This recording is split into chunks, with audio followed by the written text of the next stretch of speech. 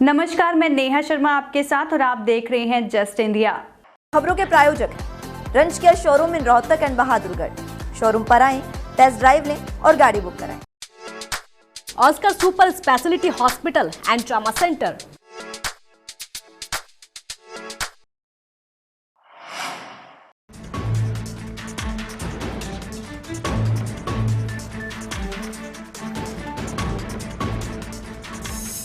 दो 2029 चुनाव में बढ़ेगी हरियाणा की पॉलिटिकल पावर। राजनीति में अपनी अहम पहचान रखने वाले हरियाणा का प्रभाव पॉलिटिक्स में अब और ज्यादा बढ़ता हुआ दिखाई देगा। भविष्य में प्रदेश की राजनीतिक ताकत में इजाफा होने वाला है। फिलहाल प्रदेश में विधानसभा सीटों की संख्या 90 है और 2026 में प्रस्तावित परिसीमन के दौरान इन विधानसभा सीटों की संख्या बढ़कर लगभग 126 होने का अनुमान है। इसी तरह प्रदेश में फिलहाल 10 लोकसभा सीटों की संख्या है, जो 2 साल बाद यानी कि डिलिमिटेशन के बाद 14 तक पहुंचने के प्रयास लगाए जा रहे हैं। यानी कुल मिलाकर विधानसभा की 36 और लोकसभा की 4 सीटों की बढ़ोतरी के साथ हरियाणा राजनीतिक रूप से काफी ताकतवर राज्य के रूप में उभर कर सामने आएगा। यानी 2029 चुनाव में हरियाणा विधानसभा में कम से कम 126 विधायक अपने अपने क्षेत्रों का प्रतिनिधित्व करते दिख सकते हैं। कई मौजूदा सीटें टूट भी सकती हैं, जिनको नए हलकों में शामिल किया जा सकता है। नए परिसीमन से बदलेंगे हरियाणा के राजनीतिक हाल।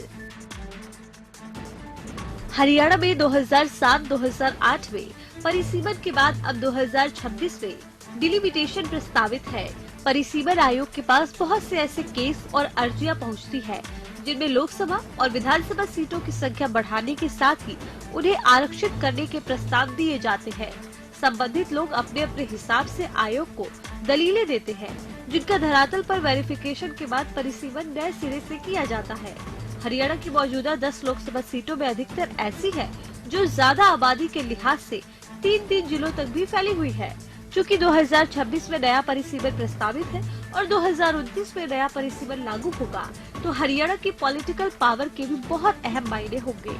तब प्रदेश के राजनीतिक समीकरण कुछ अलग तरह के होंगे, क्योंकि केंद्र की राजनीति पर भी हरियाणा अपनी बढ़ी हुई ताकत से प्रभाव डालता दिखेगा। प्रस्तावित परिसीमन को देखते हुए हरियाणा से देश को 4 अतिरिक्त लोकसभा के सांसद मिलेंगे। यानी अब 10 है तो 2029 में 14 सांसद हरियाणा से चुनकर लोकसभा में पहुंचेंगे। साथ ही विधानसभा में भी 36 अतिरिक्त विधायक नजर आ सकते हैं। परिसीमन के बाद कितनी सीटें होंगी आरक्षित? मौजूदा आरक्षित सीटों में भी होगा बदलाव।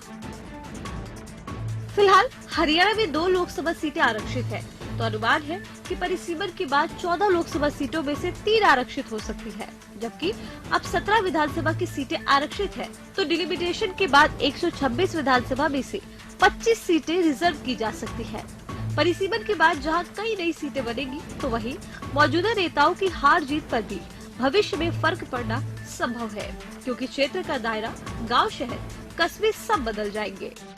दरअसल साल 2021 में हरियाणा विधानसभा के स्पीकर ने नए विधानसभा भवन के लिए लोकसभा अध्यक्ष ओम बिरला को जो पत्र लिखा था, उसमें 2029 में प्रस्तावित परिसीमन का जिक्र करते हुए स्पष्ट उल्लेख किया था कि राज्य में विधानसभा और लोकसभा सीटों की संख्या बढ़ने जा रही है, जबकि मौजूदा विधानसभा भवन में मात्र 90 विधायकों के ही बैठने की व्यवस्था है।